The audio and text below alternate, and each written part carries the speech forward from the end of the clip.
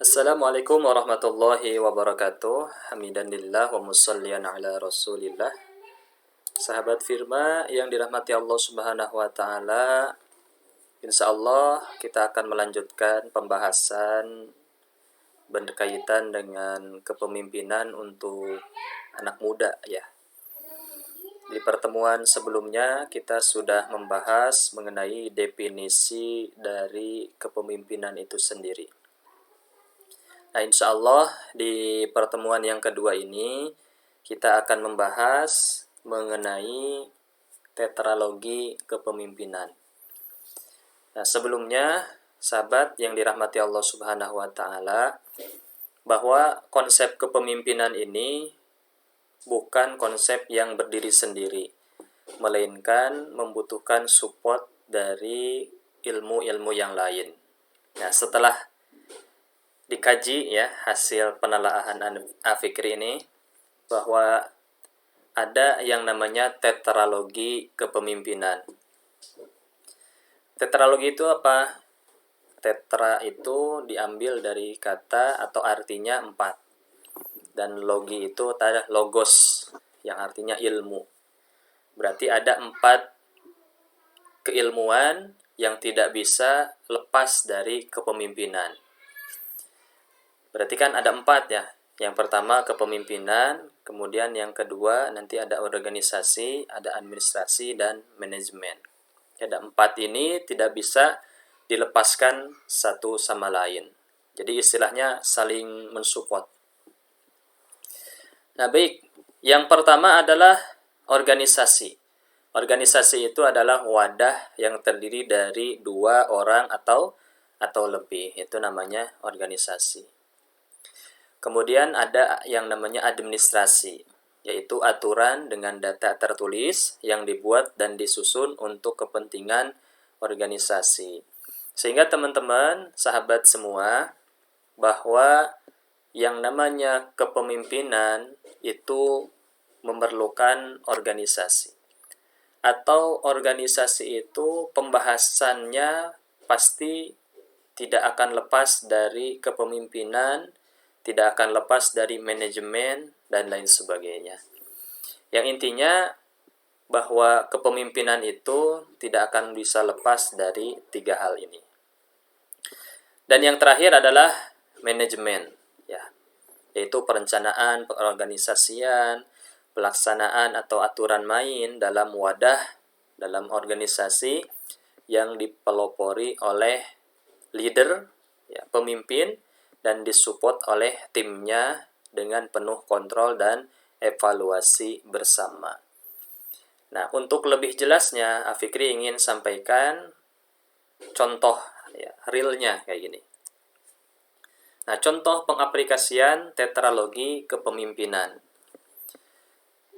Misalkan ya, ada seorang yang memiliki keinginan dalam perkara yang besar yang memang tidak bisa dilakukan seorang diri. Jadi ada seorang nih yang punya cita-cita besar, keinginan besar, dan dia yakin bahwa cita-cita besar ini akan punya andil besar ya bagi kehidupan manusia. Hanya saja dia juga berpikir bahwa cita-cita besarnya ini tidak bisa dilakukan seorang diri. Dia akhirnya membutuhkan orang lain.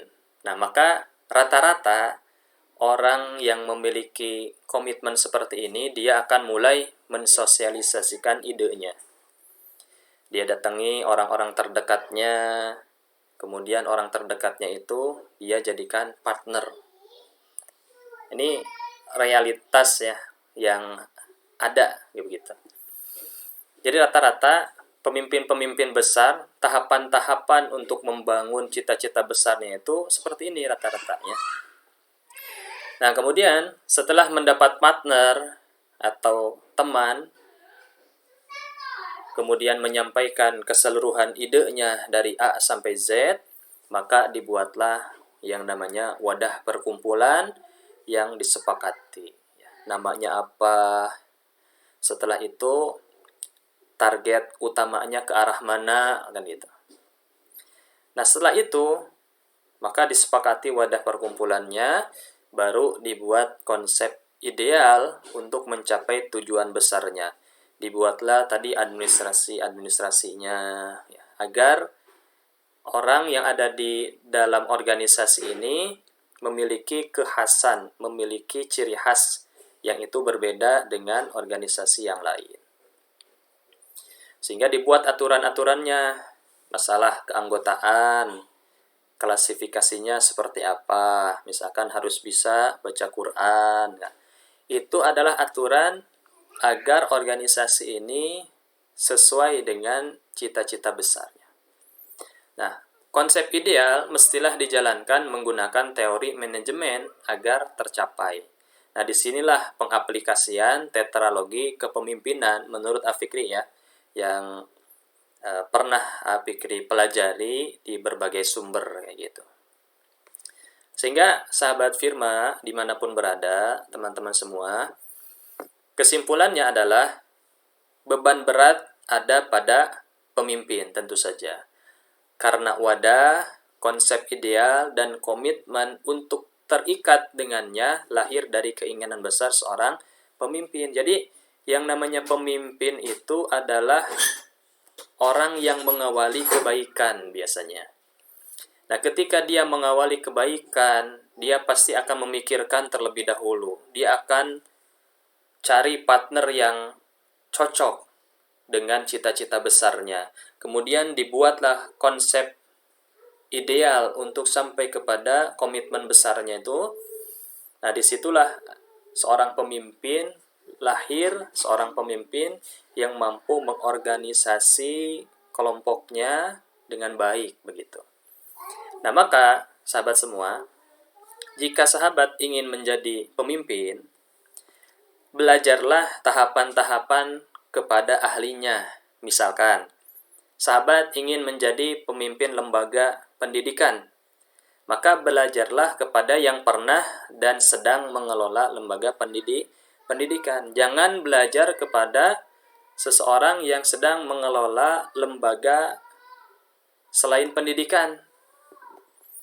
Nah, ini karena kita akan mendapatkan ilmu yang mirip-mirip dengan apa yang kita cita-citakan.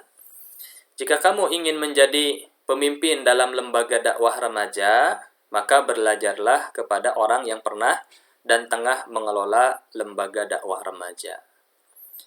Nah, sehingga pada kesimpulan ini, Afikri ingin sampaikan, seorang pemimpin itu dia mesti belajar bagaimana pengelolaan yang baik kepada orang-orang yang sudah dan sedang mengelola wadah atau organisasi yang sudah terlihat luar biasa.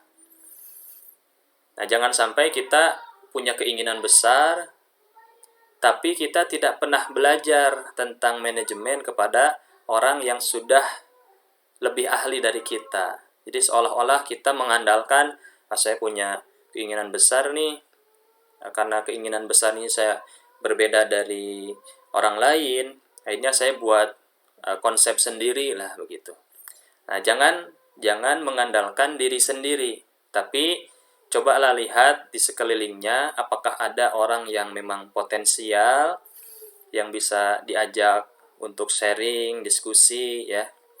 Sehingga trial error-nya itu kalau kita punya wadah atau organisasi itu akan lebih sedikit kemungkinan kesalahannya. Nah, dari situlah akhirnya kita bisa mengembangkan lebih baik lagi dari senior-senior kita yang mungkin sudah terlebih dahulu dalam pengelolaan lembaga apapun ya, baik lembaga pendidikan, lembaga dakwah, dan lain sebagainya. Mudah-mudahan ini bisa dipahami, dan jika sahabat baru bergabung untuk pembahasan yang kedua ini, Afikri sarankan sahabat untuk menyaksikan atau menyimak pembahasan di bagian yang pertama. Terima kasih. Assalamualaikum warahmatullahi wabarakatuh.